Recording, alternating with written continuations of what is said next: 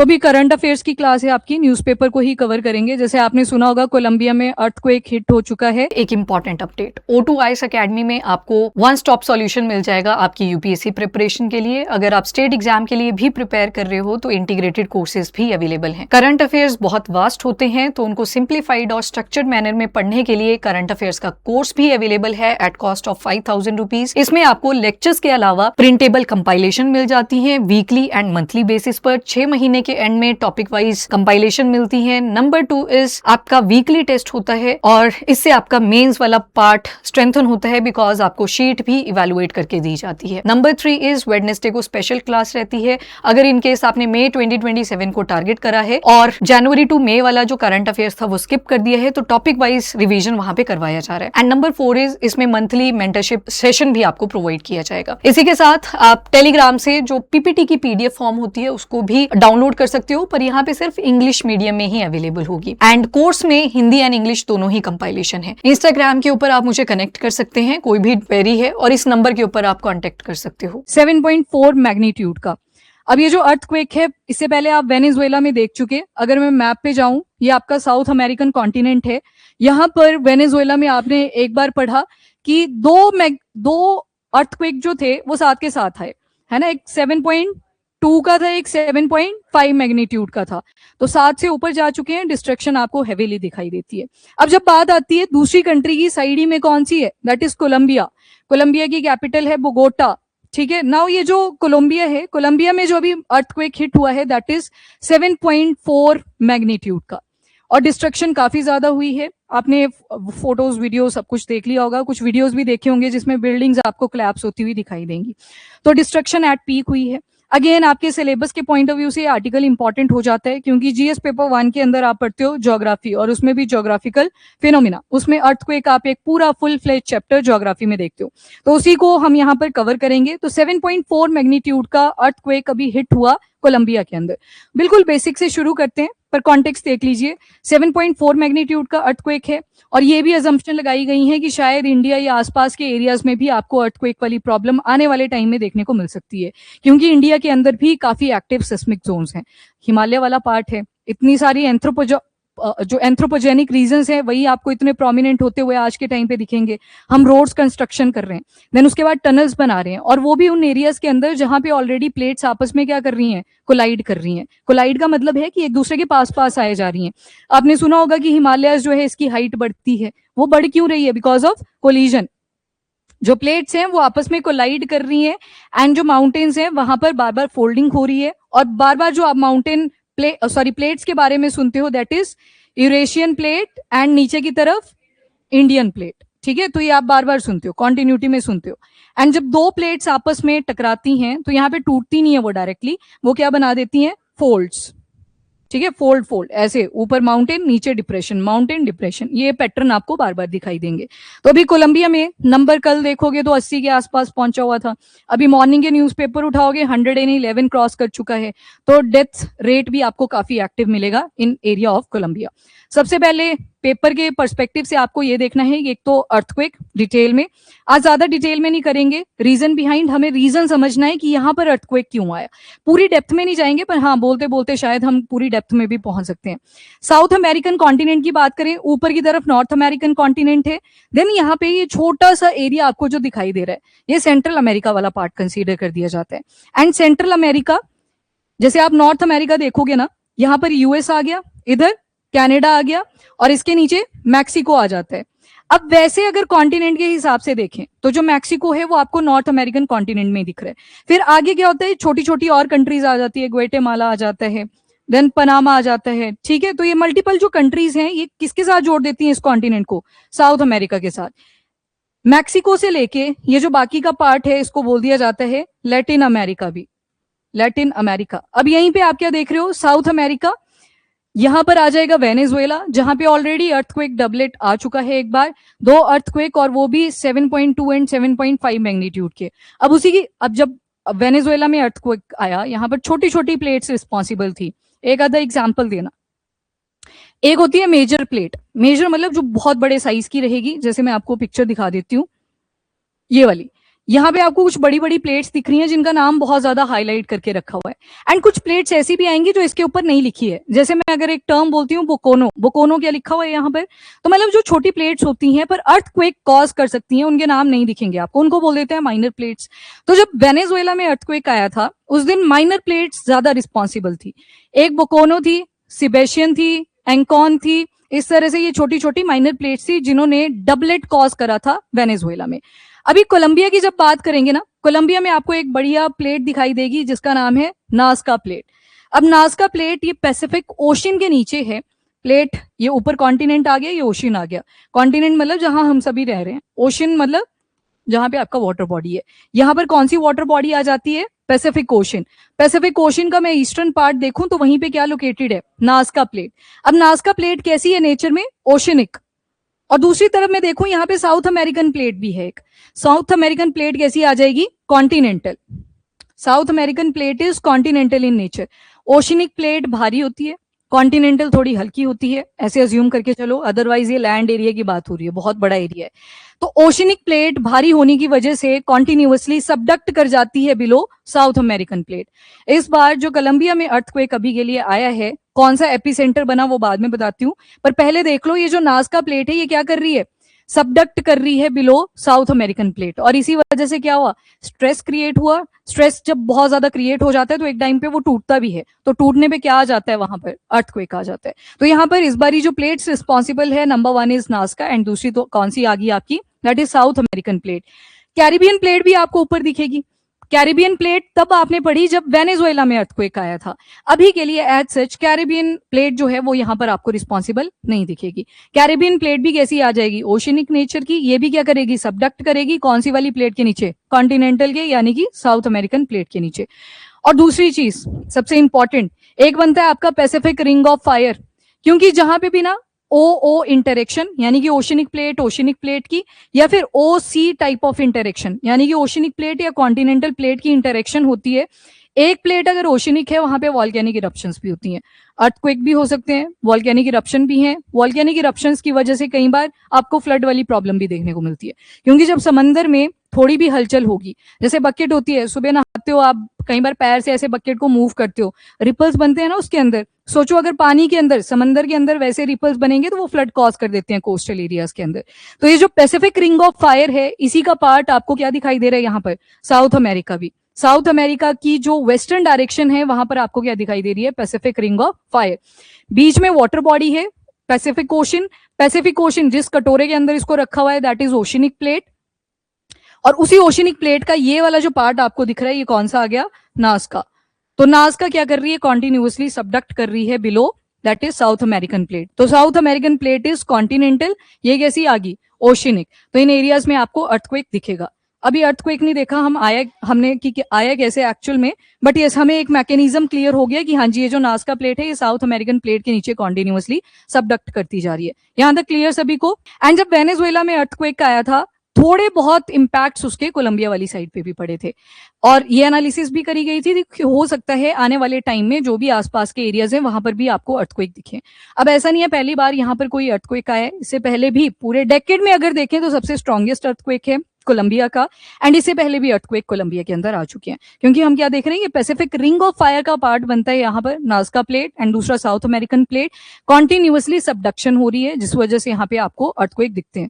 अब जब सबडक्शन भी बोला ना, तो प्लेट्स भी 3 तरह की आप पढ़ते हो यहाँ पर।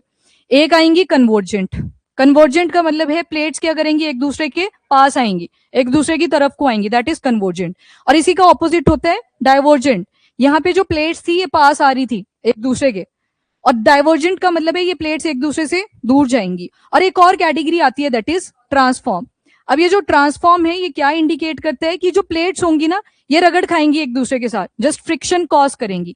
अब सोचो एक ऐसा एरिया, अर्थ की बात कर रहे हैं यहाँ पर हम, ये नहीं कि कॉपियां तुमने रगड़ दी एक दूसरी कॉपी के साथ, उसमें तो क्या ही दिखेगा, हीट जरूर प्रोड्यूस होगी। जैसे आप सुबह हाथ कितने लोग ऐसे रगड़ते हैं प्रॉपर, फिर अपने मुंह के साथ लगाते हैं, 1-2 स्टूडेंट्स हैं, तो हीट फील होती है। बस सेम यहाँ पर आपकी प्लेट्स के साथ में भी सेम ही होता है, वो भी प्लेट्स आपस में रगड़ खाती हैं, हीट भी प्रोड्यूस होता है, प्लस आपको ऐसे फील होता होगा कि सूखा सा हो गया हाथ, मतलब कुछ एटम तो निकले आपके हाथ से। यहाँ पे भी जब रगड़ खाएंगी ये प्लेट्स तो यहाँ पे पत्थर वगैरह निकल जाते हैं। अब कॉन्टिन्यूअसली ये रगड़ खाए जा रही थी तो कुछ टूट भी तो रहा था। अब वो जो टूट रहा था एक ही जगह पे अकमुलेट भी हो रहा था, इकट्ठे हुए जा रहा था। अब एक टाइम आएगा ना जब टेंडेंसी खत्म हो जाएगी कि नहीं, इस डेब्री को हम नहीं अब टॉलरेट कर सकते, उस टाइम पे ये स्ट्रेस रिलीज होगा, और स्ट्रेस जब रिलीज होगा तो आपको क्या दिखेंगे वहां पर, अर्थक्वेक दिखेंगे। तो ट्रांसफॉर्म का मतलब होता है रगड़ खाना, ऐसे प्रॉपर फ्रिक्शंस वहां पे दिखाई देंगी। अब ये जो कन्वर्जेंट आपने देखा, कन्वर्जेंट बोला कि एक दूसरे के पास में आएंगी। अब इसी कन्वर्जेंट में जो आपने अभी सुना दैट इज सबडक्शन भी आती है। पास तो आ रही थी, नाजका जा तो रही थी टुवर्ड साउथ अमेरिकन प्लेट, पर क्या हुआ फिर बाद में जाके ये हैवी होने की वजह से क्या कर जाएगी, इसके नीचे चले जाएगी, यानी कि सबडक्ट कर देगी। तो सबडक्ट में ही आप क्या देखते हो, कन्वर्जन में आप क्या देखते हो, सबडक्शन भी एक टाइप आ जाता है। ट्रांसफॉर्म में कोई जा नहीं रहा एक दूसरे के नीचे, यहाँ पे बिनेथ नहीं जा रही कोई भी प्लेट, यहाँ पर हम देख रहे थे वो फ्रिक्शन कॉज कर रहे थे एक दूसरे के साथ। तो उसी फ्रिक्शन की वजह से स्ट्रेस बनता जाएगा। स्ट्रेस क्यों बना, क्योंकि जो चीजें उस टाइम पे टूटी वो एक जगह पे अकमुलेट भी हो रही थी, और एक टाइम पे स्ट्रेस रिलीज होगा, और जब स्ट्रेस रिलीज होगा अर्थक्वेक वहां पर आपको दिखाई देंगे। ये क्लियर। तो Pacific ring of fire, नाजका plate, south American plate, ये आपको याद रखने पड़ेंगे। फिलीपींस में भी अर्थक्वेक आया था, सिंस वो आ चुके हैं अर्थक्वेक तो वो पास्ट में चला गया है। वेडनेसडे वाला लेक्चर लगा लेना, जब ज्योग्राफी वाला पार्ट चलेगा उसमें वो फिर से आ जाएगा। अब यहां तक किसी को कोई डाउट, डन यहां तक, ठीक है। थोड़ा सा आगे चलते हैं। अब कोलंबिया में भी अगर देखें तो कोलंबिया में यहां पर एक लोकेशन आ जाती है पामर, सैन जोस पामर करके, यहां पर एपिसेंटर इस बार इस अर्थक्वेक का बना। अब एपिसेंटर क्या होता है, तो उसके लिए आपको ये वाला इमेज देखना है। अब जो हमारी अर्थ है, जैसे आप केक कट करते हो तो नीचे आपको बड़े सारे फ्लेवर दिखते हैं, चॉकलेट होता है, वनीला होता है, एक्सेट्रा। पीस कट करते हो ना प्रॉपर ट्राइंगुलर सा, वैसे ट्राइंगल में क्यों कट करते हैं, मतलब मेरे हिसाब से तो रेक्टेंगल में करना चाहिए। क्यों करते हैं, मतलब ये क्यों बनाया है ऐसे कि केक को ऐसे ही कट करेंगे, स्वाद लगता है, स्वाद तो सेम ही रहेगा जिस मर्जी शेप में कर। अच्छा ठीक है ठीक है, चलो ठीक है, सोचना तुम जाके। एनीवेज यहां पर आ जाते हैं। अब अर्थ के जब हम इंटीरियर में जाएंगे, टॉप पर लेयर आ गई क्रस्ट, जहां हम सभी रह रहे हैं, खेती बाड़ी कर रहे हैं, सारा काम चल रहा है, दैट इज द क्रस्ट का पार्ट। उसके और डेप्थ में चले जाओगे, जैसे क्रस्ट में भी दो प्लेट्स हैं, वन इज कॉन्टिनेंटल, दूसरी आ जाएगी ओशनिक। कॉन्टिनेंटल ये लगभग डेप्थ कितनी लगती है आपको, कितनी होगी, चलो अभी टेक्निकल नहीं जाते, 70 किलोमीटर, ठीक है।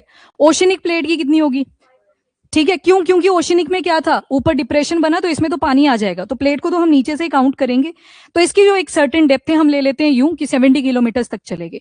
70 किलोमीटर के बाद अगली लेयर आपकी शुरू होगी, दैट इज मेंटल, और मेंटल के भी अंदर चले जाओगे तो देयर इज कोर।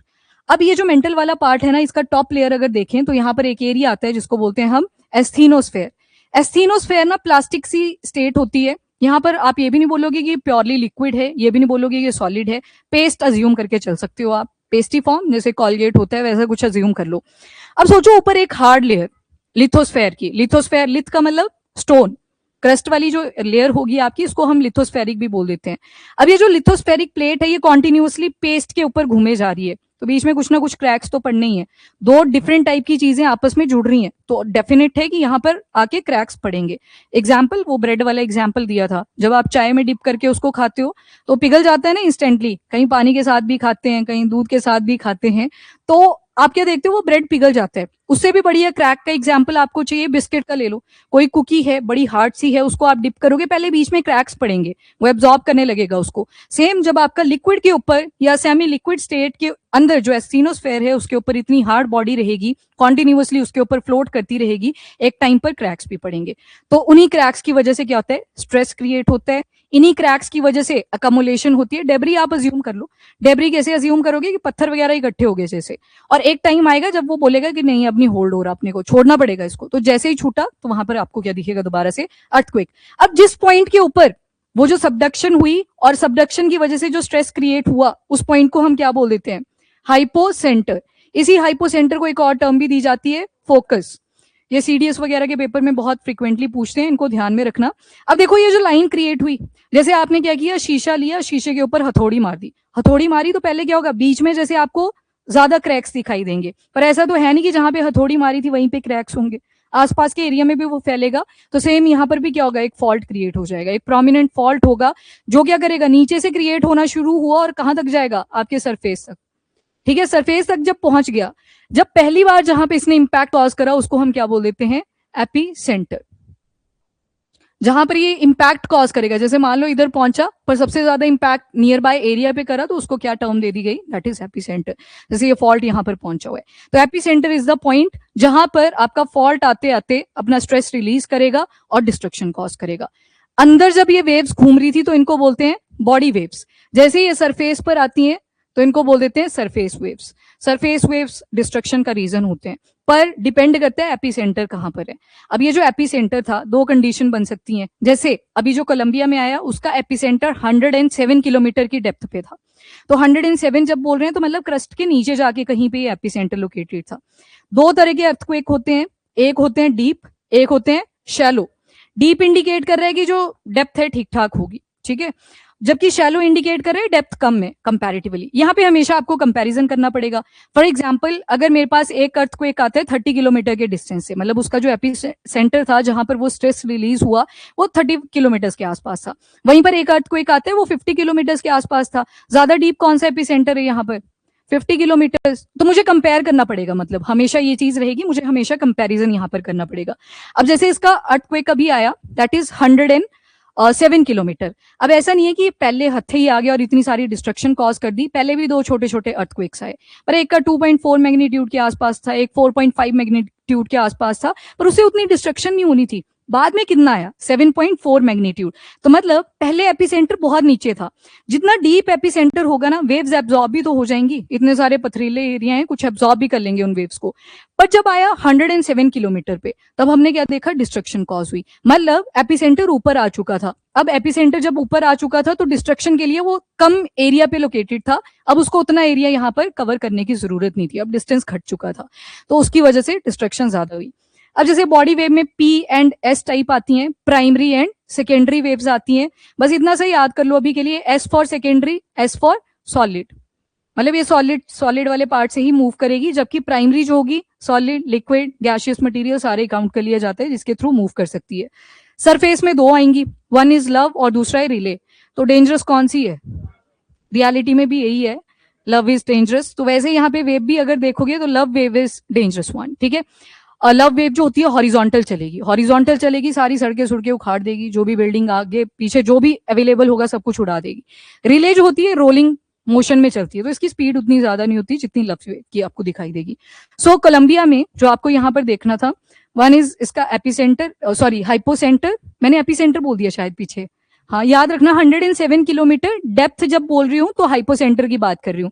एपिसेंटर ऊपर आ जाएगा जहां पर सबसे पहले इंपैक्ट कॉज हुआ, वो टर्म्स मैंने उल्टा बोल दिया था, ध्यान रख लेना उसको। अच्छा रिस्क देखो, ये वाली तो plates Pacific ring of fire में आती है। सिस्मिक जोन जो मैंने टर्म यूज करी वो इंडिया के कॉन्टेक्स्ट में करी थी, आपको सिर्फ अपनी कंट्री की याद रखनी है। विंडोज खोल दो, उर्वशी पीछे आपके विंडो है, इसको खोल दो, लाइट चली गई है, ठीक है। तो यहाँ पे जो जोन्स हैं वो तो ऑलरेडी रिस्क में है, यहाँ पे तो कॉन्टिन्यूसली सबडक्शन चलती जा रही है, ठीक है, तो ये याद रखना। चलो थोड़ा सा आगे चलते हैं, अब रीड कर लेते हैं। नाउ ये जो एपिसेंटर थी एंड डेप्थ अगर देखोगे तो डेप्थ अराउंड 107 किलोमीटर। तो जब डेप्थ की बात कर रहे हैं तो हाइपोसेंटर आएगा। एपिसेंटर वो पॉइंट जहां पे मैंने आपको एक शहर बताया पामर, सेंट जॉर्ज पामर, वो एपिसेंटर बना जहां पर ये वेव्स पहुंचते पहुंचते डिस्ट्रक्शन कॉज करती है, वो जो बिल्डिंग्स आपको कोलैप्स करती हुई दिखाई दी। अब इसके अलावा इसके ही इम्पैक्ट कोलंबिया के आसपास की जो कंट्रीज हैं, फॉर एग्जाम्पल कोलंबिया देखोगे उधर पनामा आ गया, वो जो एक छोटी सी पतली सी लाइन आपको जाते हुए वहां पे दिखाई दे रही है। नीचे की तरफ अगर देखोगे इक्वाडोर आ जाएगा। एंड कोलंबिया के बॉर्डरिंग कंट्रीज भी याद रखना, एक तरफ तो वेनेजुएला ही है, दूसरी तरफ ब्राजील है, पेरू एंड इक्वाडोर। दो कंट्रीज ऐसी हैं जो ब्राजील के साथ बॉर्डर शेयर नहीं करती, वन इज इक्वाडोर एंड दूसरा चिले। ये याद रख लेना, फैक्चुअल सी इन्फो। ब्राजील के साथ सिर्फ दो कंट्रीज हैं जो साउथ अमेरिका में बॉर्डर नहीं शेयर करती, नंबर वन इज चिले और ऊपर जाके इक्वाडोर है, ये दो नहीं बनाते, बाकी सारे ब्राजील के साथ लग रहे हैं। बट कोलंबिया की जब बात करोगे, वेनेजुएला, कोलंबिया, और याद रखना ये जो वेनेजुएला है यहीं से एक माउंटेन रेंज भी शुरू होती है जिसका नाम है एंडीज। एंडीज हरियाणा के पेपर में आ चुका है ये सवाल और रिपीटेड सा है, तो याद रखना इनको, एंडीज। नॉर्थ अमेरिका में कौन सी आती है वेस्टर्न साइड पे, रॉकीज, उनको रॉकीज बोलते हैं, ठीक है। साउथ अमेरिका में एंडीज हैं, वैसे ही ऊपर नॉर्थ में आप जाओगे तो वहां पर रॉकीज आ जाएंगी। ओके, तो इक्वाडोर एंड चिले जो कि बॉर्डर नहीं शेयर करते अलॉन्ग विद ब्राजील, पर कोलंबिया के बॉर्डरिंग कंट्रीज भी आपने ध्यान में रखने हैं। वेनेजुएला आ गया, यहीं से एंडीज आगे जाएंगी कोलंबिया की तरफ, वहां से इक्वाडोर की तरफ, देन पेरू। तो पेरू, इक्वाडोर, वेनेजुएला और ब्राजील ये सारे बॉर्डर शेयर करते हैं अलॉन्ग विद कोलंबिया। चलो ये वाला पिक्चर इग्नोर कर देना, मैं कट करवा दूंगी, गलती से लग गया था। हाँ, जैसे एपिसेंटर वाला जो पॉइंट बताया ना मैंने, सॉरी एपिसेंटर मैंने बोल दिया था, याद रखना उसको, हाइपोसेंटर बोलना था। हाइपोसेंटर इज द पॉइंट जहां पे वो फॉल्ट क्रिएट हुआ, जहां पे वो सबडक्शन आपको दिखी। एपिसेंटर तो वो पॉइंट आ गया जो सरफेस पर होगा और सबसे पहले ये फॉल्ट वहां पर प्रॉब्लम क्रिएट करेगा, डिस्ट्रक्शन कॉज करेगी। ये हाइपोसेंटर है और ये एपिसेंटर है टिप पे। हाइपोसेंटर को ही फोकस बोला गया है। अब मान लो मेरे पास जो हाइपोसेंटर है ना, ये क्रिएट हुआ एट डेप्थ ऑफ 100 किलोमीटर और वहीं पर एक क्रिएट हुआ एट डेप्थ ऑफ 200 किलोमीटर। अब हाइपोसेंटर जितना डीप होगा उसको टर्म दे दी जाती है डीप अर्थक्वेक, शैलो अर्थक्वेक, की on the basis of hypocentre कितनी डीपली वो प्रेजेंट था। अब जब ये 200 किलोमीटर पे है तो इसकी बॉडी वेव्स बड़ी सारी चीजों से एब्जॉर्ब होते होते ऊपर तक आएगी, तो कहीं पे एब्जॉर्ब हो जाएगी तो इसकी जो एनर्जी थी वो उतनी ज्यादा नहीं बचेगी जब तक वो सरफेस पे पहुंचेगा। पर वहीं पर एक मेरे पास 100 किलोमीटर पर था, वहीं पर मैं एक लगा लेती हूँ 10 किलोमीटर पे। सोचो 10 किलोमीटर की डेप्थ है और जो मैग्नीट्यूड है, इस जो मैग्नीट्यूड आने वाला है इस अर्थक्वेक में, दैट इज अराउंड 7.8 मैग्नीट्यूड। सोचो कितनी ज्यादा डिस्ट्रक्शन होगी, जो भी बिल्डिंग्स होंगी सारी कोलैप्स। क्यों? क्योंकि 10 किलोमीटर से जब ये स्ट्रेस रिलीज होगा तो इसको ज्यादा एरिया कवर नहीं करना पड़ा ऊपर तक, बॉडी वेव ज्यादा एब्जॉर्ब नहीं हुई, तो बाकी बॉडी वेव जो होंगी वो किसमें कन्वर्ट हो जाएंगे इंस्टेंटली, सरफेस वेव के अंदर। यहाँ पर एब्जॉर्ब हो पाई वो, क्योंकि हाइपोसेंटर बहुत डेप्थ पे था जाके, एंड यहाँ पर वो एब्जॉर्ब होने के लिए टाइम ही नहीं बचा, वो सीधी किसमें चलेगी, सरफेस वेव की फॉर्म में, तो डिस्ट्रक्शन आपको हेवीली दिखाई देगा। अब क्लियर? वो एपिसेंटर निकल गया था फ्लो में, हाइपोसेंटर जब डेप्थ की बात हो रही है तो हाइपोसेंटर, एपिसेंटर सरफेस वाला पॉइंट आ जाएगा। ठीक है, तो जितनी ज्यादा डेप्थ आपको दिखेगी हाइपोसेंटर की, उसके बेसिस पे ही हम क्या बोल देते हैं, डीप या फिर शैलो। पर कंपैरिजन के लिए आपको हमेशा चाहिए। अब ये भी तो हो सकता है एक जगह पे 45 किलोमीटर है, एक जगह पे 60 किलोमीटर होता, तो 60 वाले को डीप कंसीडर करा जाएगा और दूसरे वाले को शैलो कंसीडर करा जाएगा, तो वो भी यहाँ पर मैटर करता है। क्लियर यहाँ पर? ठीक है। हाँ, below surface is hypocentre, surface के ऊपर एपिसेंटर। अरे जैसे हमारी स्किन होती है ना, ये जो बाहर वाली लेयर है इसको क्या बोलते हैं, एपिडर्मिस। तो एपी का मतलब ही क्या होता है, टॉप वाली जो लेयर होती है, वैसे एपिसेंटर याद रखना। ठीक है, चलो अब थोड़ा सा इसको रीड कर लो। नंबर 1 रीजन यहाँ पे भी यही बताया कि पैसिफिक रिंग ऑफ फायर का पार्ट बनता है। पैसिफिक ओशन पूरी की पूरी ओशनिक प्लेट है और उसी में बड़े सारे क्रैक्स पड़े हैं। अब सोचो एक प्लेट है बड़े लंबे अर्जे से रखी हुई है, आपने एक टाइम पे क्रैक पड़ ही जाता है उसमें, तो वैसे ही क्रैक हमारी अर्थ की प्लेट्स पर भी पड़ रखे हैं। ओशनिक वाले में आपने देखा नाज़का प्लेट थी और दूसरी तरफ आपने कॉन्टिनेंटल देखी, that is South American plate. तो कॉन्टिन्यूअस सबडक्शन की वजह से ये स्ट्रेस रिलीज हुआ और फाइनली वो अर्थक्वेक में कन्वर्ट हुआ। ये डेथ्स का नंबर दिया हुआ है जो कि आपने नोट नहीं करना होता, अपडेट आप न्यूज़पेपर से लेते रहना कि अभी डेथ कितना पहुंचा हुआ है, पर ये पेपर के पॉइंट ऑफ व्यू से इंपॉर्टेंट नहीं है। बट हाँ, जब अर्थक्वेक के ऊपर सवाल आए आप अपना आंसर शुरू कर सकते हो कि कितनी ज्यादा ट्रेजेडी ये कॉज करता है। प्रॉपर्टी लॉस तो चलो होता ही है, ह्यूमन लॉस भी कितना ज्यादा देखने को मिलता है, वहां पर आप इन नंबर्स को यूज कर सकते हो, याद करने की चीजें नहीं है।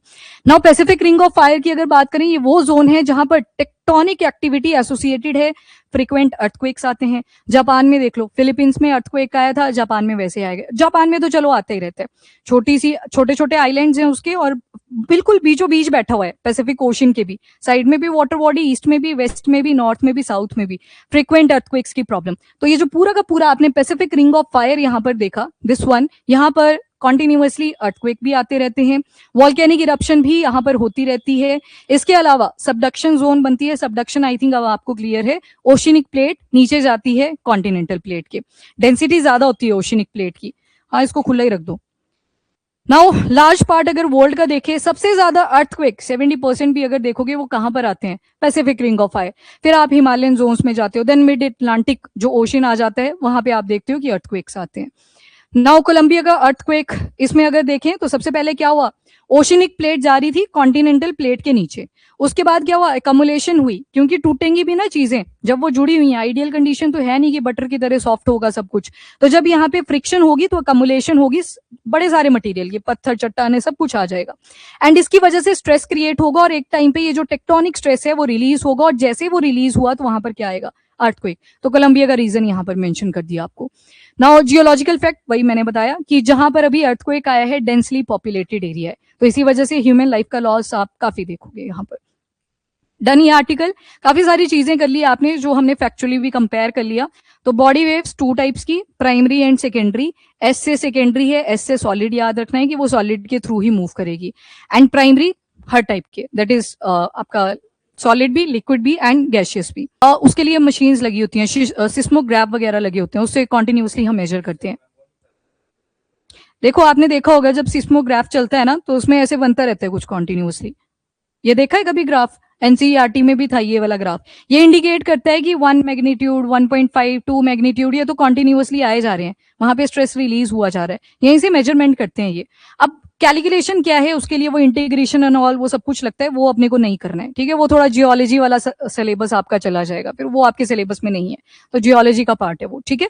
तो एक नहीं, मैग्नीट्यूड बताएगा कितनी डिस्ट्रक्शन होगी, जो 7.4 बोल रहे हैं। डेप्थ इंडिकेट करेगा कितना डीपली वो प्रेजेंट है, जो आप बोल रहे हो मैग्नीट्यूड। मैग्नीट्यूड इंडिकेट करेगा कितनी ज्यादा ये डिस्ट्रक्शन कॉज करने वाला है, कितनी ज्यादा इसकी इंटेंसिटी है।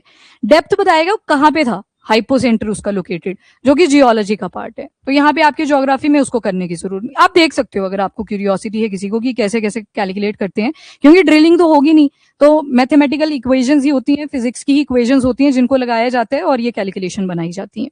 अब इसके नीचे चले जाएंगे डेप्थ में, कई बार अब जैसे मैंने बोला सिस्मोग्राफ आपको बताता रहता है कि 1 मैग्नीट्यूड का है, 1.5 मैग्नीट्यूड, उसका मतलब होता है कि बॉडी वेव इतनी वीक थी कि वो पहुंच ही नहीं पाई सरफेस तक, सारी एब्जॉर्ब ही होगी अंदर। तो डेप्थ तो कितनी ज्यादा होगी उसकी, पर डेप्थ तक तो हम गए नहीं अभी। कितना है मैक्सिमम अभी जितना हमने ड्रिल आउट करा हुआ है, कितने किलोमीटर्स में? आई थिंक 20 से कम ही है अभी के लिए। तो अगर उससे कम है तो उसके नीचे के डेप्थ के कैसे हम फाइंड आउट कर पा रहे हैं, फिर वहां पे इक्वेशंस आ जाती हैं। डन। तो वो आपको नहीं करना है, देखना है तो देख सकते हो। ओके, ये आर्टिकल क्लियर, बहुत ज्यादा इंपॉर्टेंट है। इस बारी यूपीएससी का मेंस भी जब आएगा आप देखोगे अर्थक्वेक के ऊपर कुछ ना कुछ सवाल पूछेंगे, क्योंकि फ्रिक्वेंटली बहुत सारे अर्थक्वेक्स आए हैं।